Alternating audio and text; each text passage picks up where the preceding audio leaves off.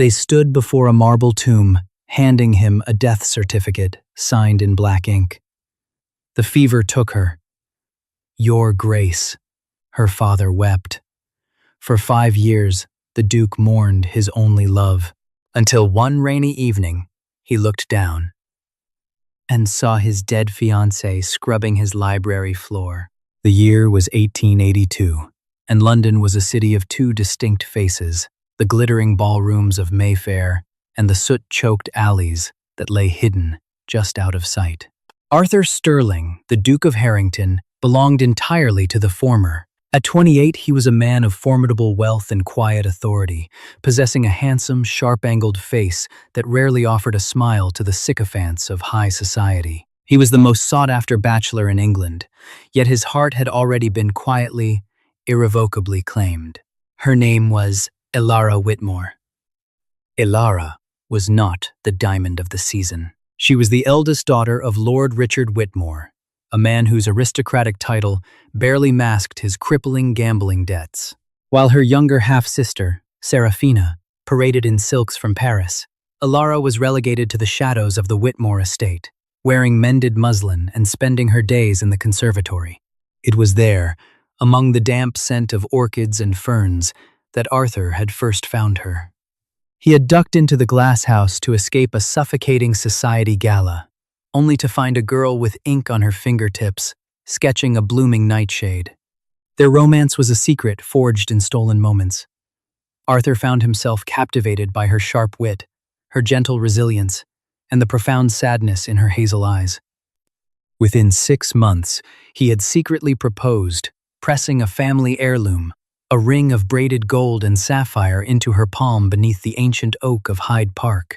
Elara had wept with a joy she had never known, believing her life of silent servitude was finally at an end. But the Whitmore family harbored darker ambitions. Lord Richard was on the verge of total financial ruin, owing thousands of pounds to merciless creditors. His formidable second wife, Lady Beatrice, saw only one path to salvation: the Duke of Harrington's immense fortune. But she intended for her own flesh and blood, the beautiful and ambitious Seraphina, to be the Duchess. Elara, the offspring of Richard's first unloved wife, was an obstacle. When Arthur was suddenly summoned to Vienna on a diplomatic mission for the crown, Lady Beatrice made her move. Arthur's time in Austria was agonizingly prolonged by political gridlock. He wrote to Elara every week, but received nothing in return. Panic began to claw at his chest. 3 months later, when he finally arrived at the docks of Dover, a black carriage was waiting for him. Lord Richard and Lady Beatrice stood before him, clad in heavy mourning wool. Beatrice held a lace handkerchief to her dry eyes. "Arthur, my dear boy," Lord Richard choked out, his voice trembling with a rehearsed grief. "We did not know how to reach you. The letters, they must have missed you in transit." "Where is Elara?" Arthur demanded, the blood draining from his face. "It was the consumption," Beatrice whispered, stepping forward to place a gloved hand on his arm. "It came on so suddenly. The physician said her lungs simply gave out. We buried her 3 weeks ago." Arthur felt the world tilt on its axis. The roaring of the ocean behind him faded into a high, piercing ringing. It was impossible. She had been the picture of health when he kissed her goodbye. But Lord Richard produced the death certificate, signed by a respected London physician, Dr. Silas Croft. He produced a lock of Elara's chestnut hair. And, most devastatingly, he produced the sapphire ring. "She wanted you to have this," Richard said softly. She held it until the very end. They took him to Highgate Cemetery.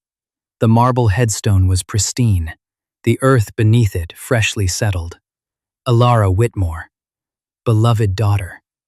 Arthur fell to his knees in the damp grass, the rain soaking through his greatcoat. He did not care about the mud, nor the watchful eyes of the gravediggers. He pressed his hand against the cold stone and shattered. He wept until his throat was raw, mourning the future they had whispered about in the dark. The Duke of Harrington died that day in Highgate Cemetery. The man who rose from the mud was a hollow, freezing ghost. For 5 years, Arthur buried himself in the administration of his estates and his duties in the House of Lords. He became ruthless, unfeeling, and entirely unapproachable. In a cruel twist of manipulation, Lady Beatrice and Lord Richard capitalized on his grief. They ensured Serafina was always present to offer him a comforting word, a cup of tea, a shared silence. Driven by a morbid sense of duty to the family of the woman he loved, Arthur paid off Lord Richard's debts. And eventually, worn down by the expectations of society and the empty echoing halls of his manor, he agreed to an engagement. He would marry Serafina Whitmore. It would not be a marriage of love, but of convenience. He had no idea that beneath the streets of London, in the grimiest corners of the city, the true Duchess of Harrington was fighting just to survive. Elara Whitmore had not died of consumption.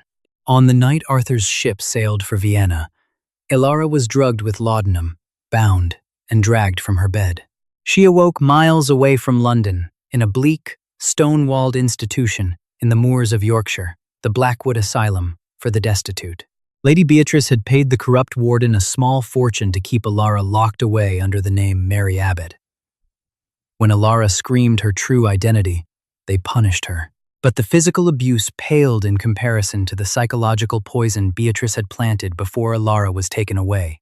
"Do you really think the Duke of Harrington wanted you?" Beatrice had hissed, standing over Elara's drugged body. "He discovered the truth about your mother's vulgar bloodline. He was disgusted. He paid us to dispose of you, Elara. He paid us to make sure you never humiliate him in London again." For a long time, Elara believed it. Why else would Arthur vanish? Why else would a duke leave her to rot in a living hell? The betrayal broke her spirit far more effectively than the asylum's harsh labor. She spent 4 years in the freezing stone laundry rooms, her hands cracking and bleeding from lye soap, her radiant chestnut hair hacked short to prevent lice. The girl who had painted orchids in the conservatory became a hardened, silent woman whose only goal was survival. In the winter of her 4th year, a typhus outbreak swept through Blackwood. In the chaos of dying inmates and fleeing guards, Elara escaped. She walked for days through the freezing rain, eventually stowing away on a freight train bound for London. She emerged into the city a ghost. She could not return to her family. They would only kill her for real this time. She could not go to Arthur. She still believed he was the architect of her torment. Living under her asylum name, Mary, she took the most grueling jobs the city had to offer to keep a roof over her head in the slums of Spitalfields. Eventually, an employment agency placed her as a scullery maid in a grand Mayfair estate. The agency warned her that the housekeeper, Mrs. Higgins, was a tyrant, and the master of the house was a cold, terrifying man. Elara did not care. She just needed the 6 pence a week. It wasn't until she walked through the servants' entrance of the massive limestone mansion that she learned the name of her new employer, the Duke of Harrington. Panic had nearly sent her running back into the street, but starvation was a powerful motivator. Besides, a scullery maid was the lowest rung of the household hierarchy. She was a creature of the basement, meant to arrive before dawn to clean the grates and wash the pots. She would never cross paths with the Duke. She kept her head down, her face perpetually smudged with soot, and her hair hidden beneath a drab linen cap. She spent a year working in Arthur's house. She learned his schedule from the whispers of the upper housemaids. She knew he drank his tea black, that he suffered from insomnia, and that he was engaged to her cruel stepsister, Serafina. That particular piece of gossip had been a dagger to her chest, seemingly confirming everything Lady Beatrice had told her. Arthur had discarded her to marry the prettier, wealthier sister. It was a torrential Tuesday night in November. The Harrington estate was in a frenzy of preparation. Tomorrow evening, the Duke was hosting a grand ball to formally announce his engagement to Serafina Whitmore. The household staff had been working for 18 hours straight. At midnight, disaster struck. A fatigued footman tripped while carrying a scuttle of ash from the master library, sending black soot flying across the priceless Persian rug and the polished mahogany floors.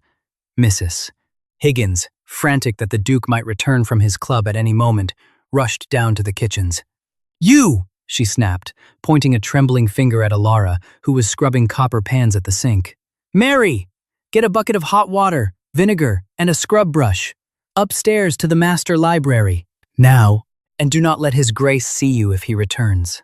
Alara's heart hammered against her ribs, but she dared not disobey.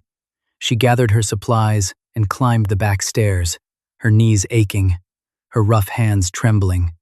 The master library was magnificent, lined with thousands of leather-bound volumes. A fire crackled in the massive marble hearth. Alara dropped to her knees, the coarse fabric of her uniform scraping the floor, and began to aggressively scrub the soot from the wood. The scent of vinegar mixed with the smell of old paper and rain lashing against the floor-to-ceiling windows. She was so absorbed in her desperate task, so terrified of being caught, that she didn't hear the heavy oak door click open. She didn't hear the soft tread of leather boots on the rug. Arthur had not gone to his club. He had been walking the streets in the rain, dreading the morning, dreading the ball, dreading the rest of his life, tied to a woman he merely tolerated. He entered his library, seeking the only comfort he had left, isolation. He stopped a few feet inside the room. There was a maid on the floor near the hearth, her back to him. She was scrubbing frantically. He was about to tell her to leave it for the morning, to dismiss her so he could pour a glass of brandy in peace. But then, the maid paused to catch her breath. And as she knelt there in the dim firelight, she began to hum. It was a barely audible sound, a subconscious habit. But the melody hit Arthur like a physical blow to the chest. It was an obscure, melancholic Austrian waltz. The exact waltz he had played for Alara on the piano in the Whitmore Conservatory on the night he proposed. Arthur froze. The blood roared in his ears, louder than the storm outside. "Stop," Arthur commanded. His voice was a harsh, raspy whisper that cracked through the silent room. The maid flinched violently. The scrub brush clattered from her hands into the tin bucket. She curled her shoulders forward, keeping her face hidden beneath her mob cap, staring intently at the floor. "Forgive me, Your Grace," she stammered, her voice thick and gravelly from years of disuse and damp air. "I will leave at once." She scrambled to pick up her bucket, moving with the terrified urgency of a beaten dog. Arthur took a step forward. His heart was beating so fast it physically ached. "Leave the bucket. Stand up." Alara squeezed her eyes shut. "Please, God, no."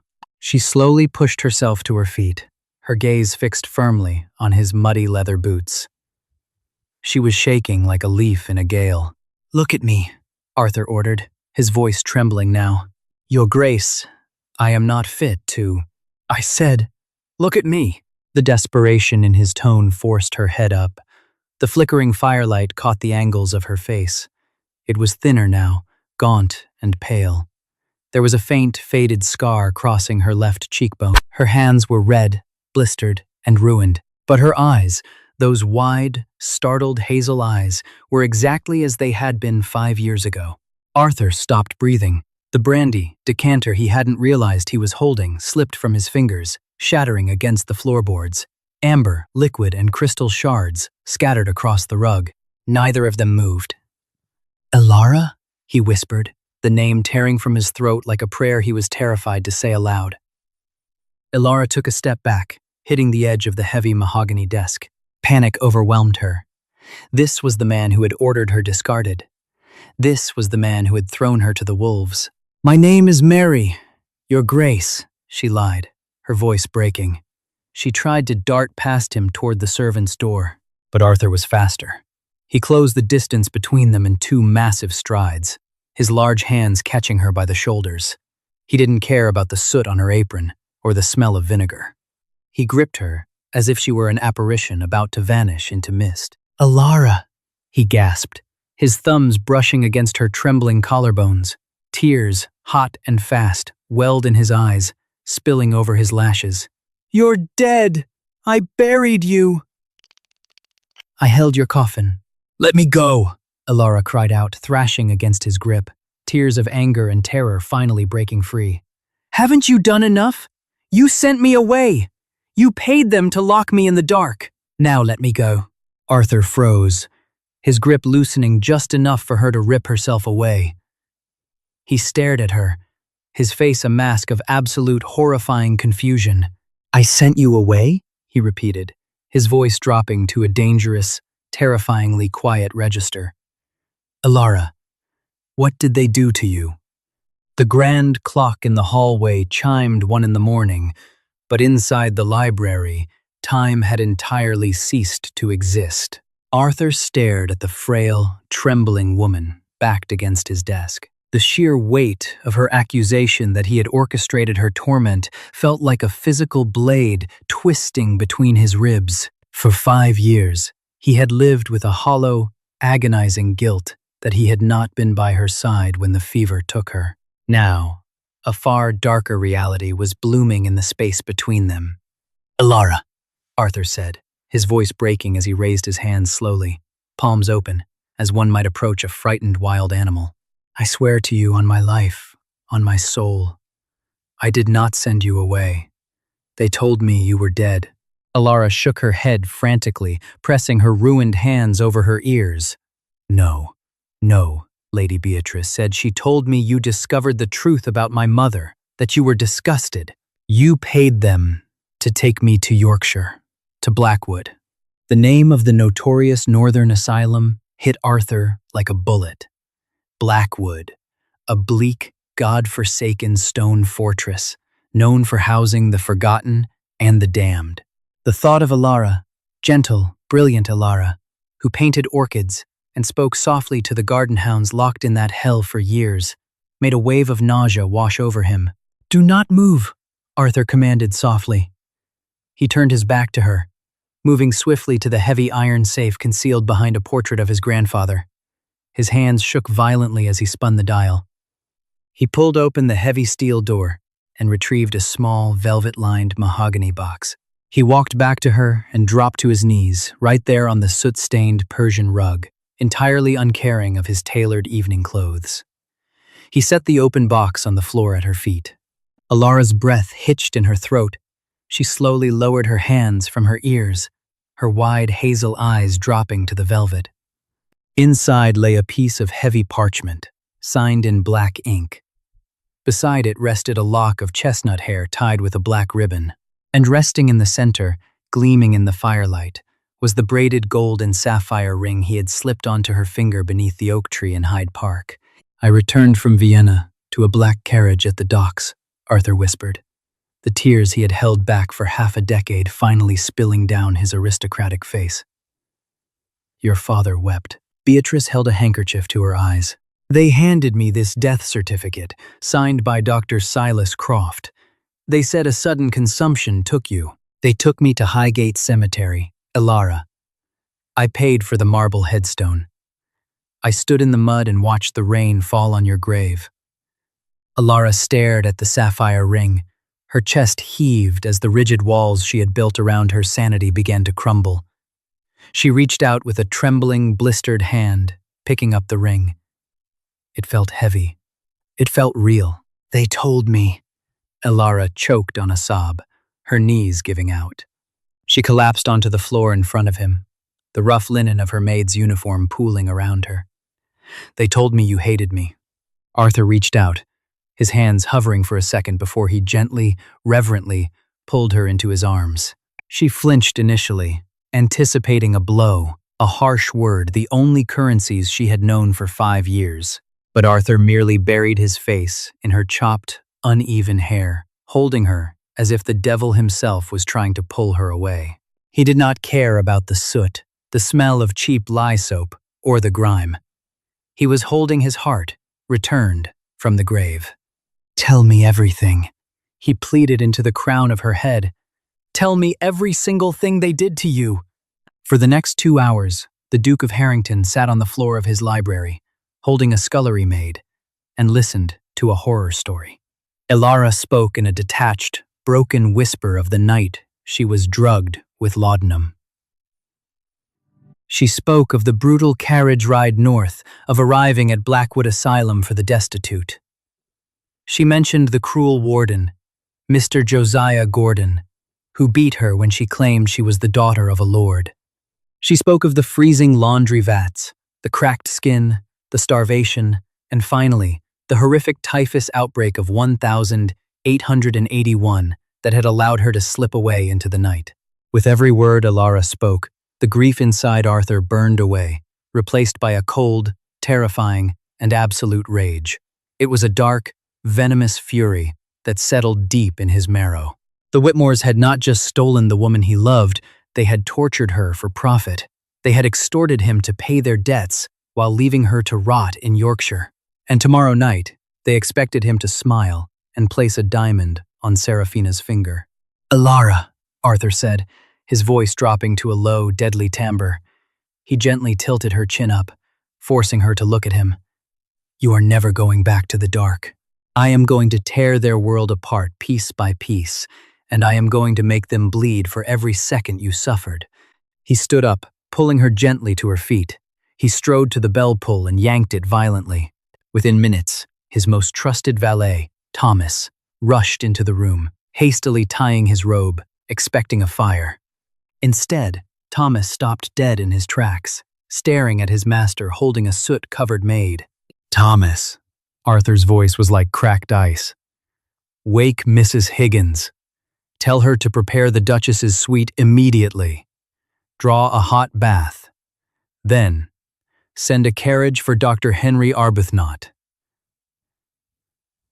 Tell him it is a matter of life and death, and to bring his most trusted nurses." Thomas blinked, utterly bewildered. "Your Grace? The Duchess's suite? But it has been sealed for 5 years." "Unseal it," Arthur barked. "And Thomas, if a single word of this leaves the household before tomorrow evening, I will see the gossiper hanged. We have a ghost to resurrect."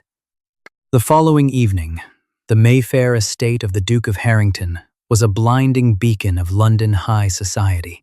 Hundreds of gas lamps illuminated the limestone facade, while a line of lacquered carriages stretched halfway down the street. Inside, the grand ballroom was an ocean of rustling silk, glittering diamonds, and the heavy scent of expensive perfumes and imported champagne. The orchestra played a lively Strauss waltz, the music floating up to the vaulted, frescoed ceilings.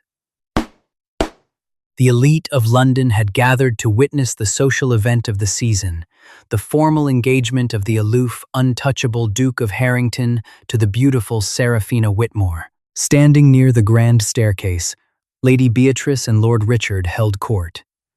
Beatrice wore a gown of rich plum velvet, dripping in pearls paid for by Arthur's vast coffers. Lord Richard looked flushed, entirely in his element, as he accepted early congratulations from members of Parliament and visiting royalty. But it was Seraphina who drew every eye. She was draped in a breathtaking gown of crimson silk from the House of Worth, a diamond tiara resting in her perfectly coiffed blonde hair. She looked exactly like what she had been raised to be, a predator who had finally cornered her prey. Arthur moved through the crowd with the mechanical grace of a ghost. He wore a stark black evening coat with an ivory silk waistcoat. His face was a mask of polite indifference, giving nothing away. He nodded to the Earl of Palmerston, accepted a glass of champagne, and allowed Seraphina to loop her arm through his. "It is a triumph, Arthur," Seraphina purred, leaning into his shoulder. "Every woman in this room is green with envy." "I am sure they are," Arthur replied, his tone chillingly flat. He glanced at the grandfather clock. It was 10 minutes to midnight. Upstairs, far away from the music and the glittering lights, Alara sat before a gilded vanity mirror. She did not recognize the woman staring back at her. Dr. Arbuthnot had spent the day tending to her bruised ribs and prescribing soothing salves for her blistered hands. Arthur's private maids had bathed her in rosewater, washed the soot from her hair, and styled her short, uneven locks into an elegant, sweeping curve. But it was the dress that took her breath away. Arthur had ordered it commissioned years ago in Paris, keeping it locked away in a trunk in the Duchess's suite. It was a masterpiece of deep emerald silk, embroidered with delicate silver threads that caught the light like stars. Long silk gloves hid her ruined hands, and resting on her left ring finger, heavy and undeniable, was the braided gold and sapphire ring. Thomas, the valet, stepped into the room, giving her a deep, respectful bow. "It is time, Your Grace." Down in the ballroom, the clock chimed midnight. Arthur stepped away from Serafina and walked to the center of the grand floor. He raised a hand, and the conductor instantly tapped his baton. The orchestra ceased playing. The sudden silence in the massive room was deafening. The crowd murmured, turning their attention to the Duke. "Ladies and gentlemen," Arthur's voice boomed, echoing off the marble pillars, "I thank you all for gracing my home tonight.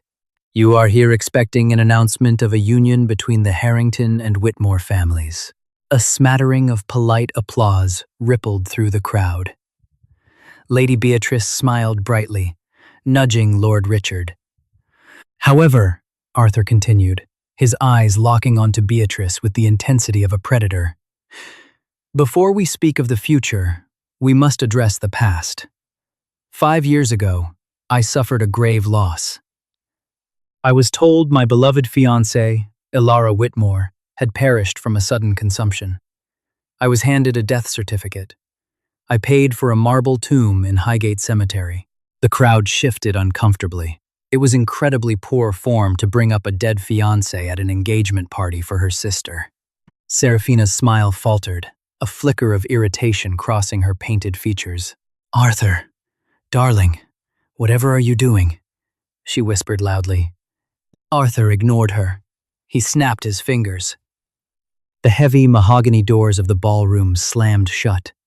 The loud clack of the iron deadbolts being thrown echoed like gunshots. Panic flared in the eyes of the guests as 4 heavily armed men, not footmen, but rugged men in plain clothes, stepped in front of the exits. From the shadows beneath the staircase, a tall man in a bowler hat stepped forward. He pulled back his coat to reveal a silver badge.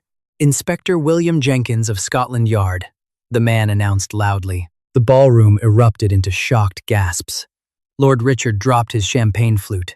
It shattered against the marble floor.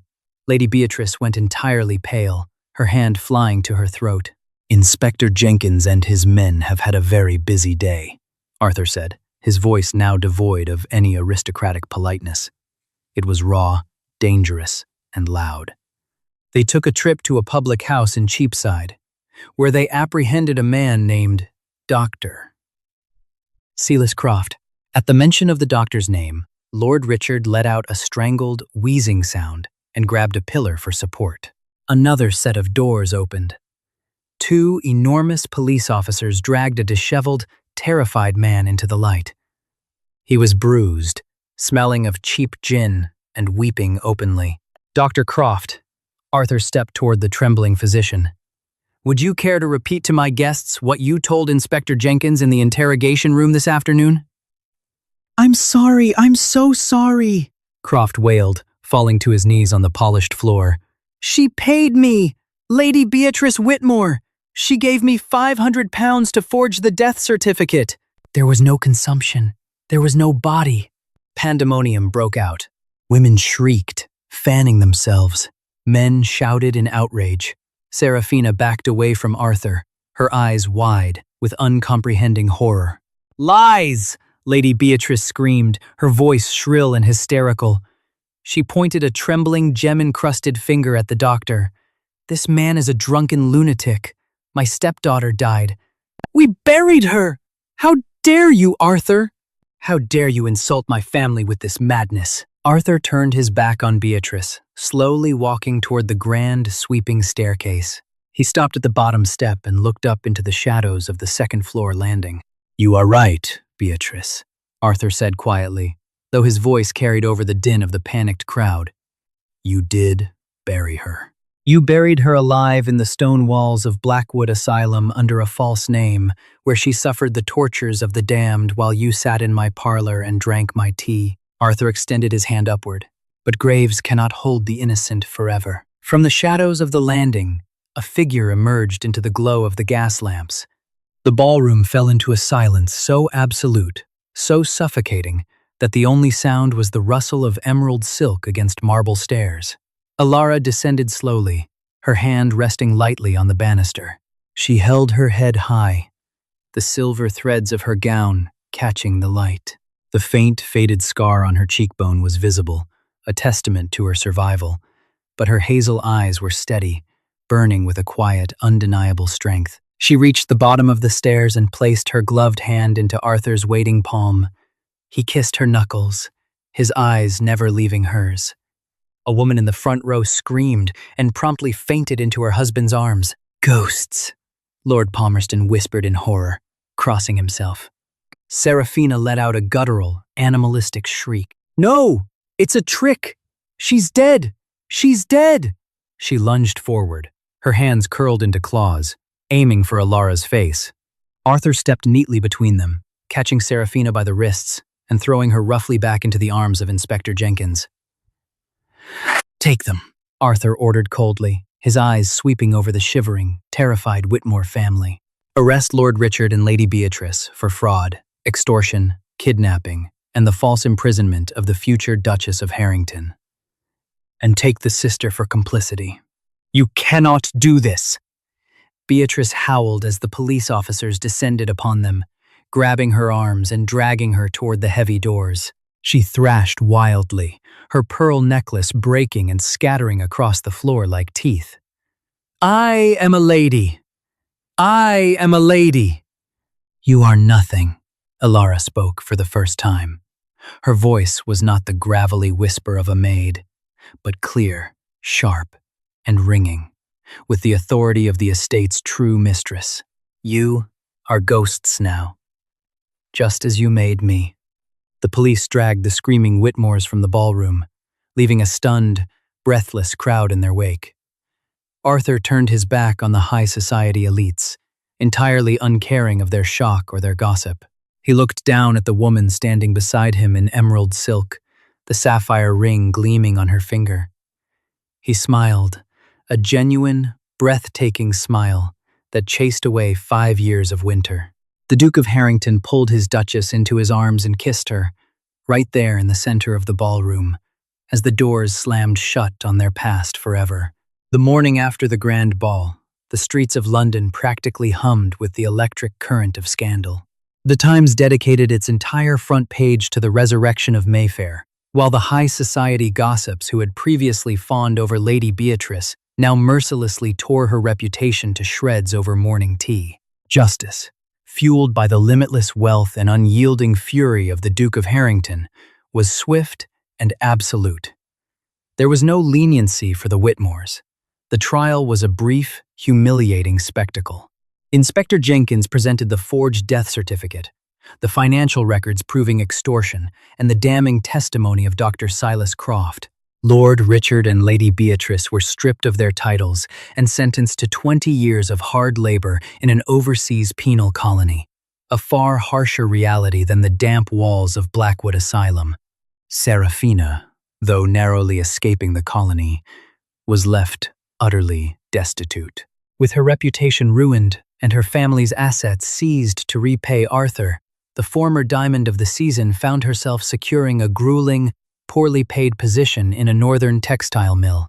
It was a poetic, brutal symmetry that Alara found she did not pity. However, the healing of the true Duchess of Harrington did not happen overnight. The trauma of 5 years of starvation, physical labor, and psychological torment had left deep, invisible scars. There were nights when Alara would wake up screaming, her hands grasping at the silk sheets, convinced she was back in the freezing laundry vats of Yorkshire, smelling lye and despair. In those dark hours, Arthur was her anchor. The cold, ruthless Duke that society had come to fear vanished entirely behind the closed doors of their private chambers. He would hold her until the trembling stopped, whispering promises of safety against her temple. He kept the manor brightly lit at all times, driving away the shadows that haunted her. Alara's time as Mary the scullery maid also brought sweeping changes to the Harrington estate. Having lived at the absolute bottom of the societal ladder, The new Duchess possessed a profound, first-hand empathy for the working class. Her first official act was to immediately terminate the cruel housekeeper, Mrs. Higgins, with no references. Next, Elara and Arthur completely overhauled the employment conditions of their staff. Wages were tripled, work hours were strictly regulated, and the basement kitchens were renovated to let in the sunlight. The servants, who had once feared the Duke, now practically worshipped the ground their new Duchess walked upon. One crisp afternoon in early December, a black carriage pulled up to the wrought iron gates of Highgate Cemetery. Arthur and Elara stepped out into the biting wind, walking arm in arm down the winding gravel paths until they reached a secluded plot shaded by a weeping willow. Before them stood the pristine marble headstone, Elara Whitmore, beloved daughter. Arthur stared at the stone, his jaw ticking as the memories of his darkest day threatened to surface. He signaled to Thomas, the valet, who stepped forward carrying a heavy iron sledgehammer. Arthur took off his greatcoat, rolled up his pristine white shirt sleeves, and gripped the wooden handle. With a feral, cathartic shout, the Duke swung the hammer. Iron met marble with a deafening crack. He swung again and again, until the false monument to his grief shattered into dozens of jagged, unrecognizable pieces. He stood amidst the ruins, his chest heaving, the ghost of his past finally exorcised. Elara stepped forward, her emerald skirts brushing the broken marble. From her coat pocket, she retrieved a single, perfectly pressed nightshade flower, the same blossom she had been sketching in the conservatory on the day Arthur first saw her.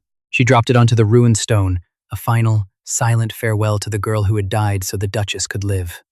2 years later, the halls of the Mayfair estate were no longer silent. They echoed with the chaotic, joyful laughter of a dark-haired little boy chasing a pair of golden retrievers through the corridors, while Elara sat by the tall windows of the library, her fingers stained with paint, sketching the blooming orchids Arthur had filled the room with. She was not a ghost. She was a survivor, a mother, and a wife fiercely loved by a man who had ripped apart the world to bring her back to the light. Did Elara's incredible journey from a forgotten scullery maid to a triumphant duchess leave you breathless? True love and justice finally prevailed against the darkest of family betrayals. If you loved this dramatic tale of vengeance, resilience, and romance, please hit that like button, share this video with your fellow story lovers, and subscribe to our channel for more unbelievable historical dramas. Let us know your favorite twist in the comments below. Hi, my name is Primal Bond Living, the owner and manager of Primal Bond Living. After watching the video, she's dead, her family told the Duke. 5 years later, he found her cleaning his floors. I'd really like to know what you think. How did this story make you feel? What stayed with me most was the mixture of heartbreak and hope running through the story. There's something powerful about two people being separated by secrets and time, only to find themselves face to face again under completely different circumstances. It reminds us how easily lives can be changed by deception, but also how resilient people can be when they keep moving forward despite pain and loss. Do you think the Duke would have spent those years differently if he had known the truth? And if you were in his position, would you find it easy to forgive those who kept such a life-changing secret? Stories like this make me think about the importance of honesty and how one hidden truth can affect so many lives. If this story stayed with you after watching, I'd love to hear your thoughts in the comments. And if you enjoy emotional historical romance stories filled with mystery, love, and second chances, feel free to like and subscribe for more whenever you'd like.